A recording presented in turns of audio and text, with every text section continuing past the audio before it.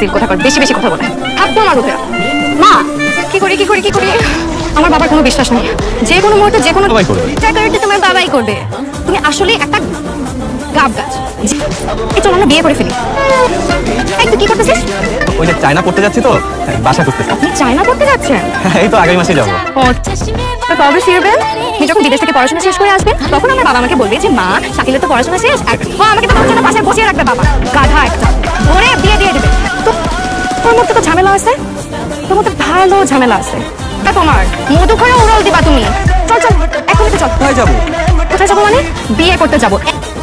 এখন বিয়ে করবো। আগে আমাকে বিয়ে করবি, তারপর বিদেশ যাবি। চল। ফ্যামিলি আমি ছাড়া বিয়েটা কিন্তু না, আমার মামা চাচা আসতেছে সাক্ষী হতে, তারা এসে তোর সাথে আমাকে ধরে বসে বিয়ে দিয়ে দেবে। দেখো আমাকে। চল।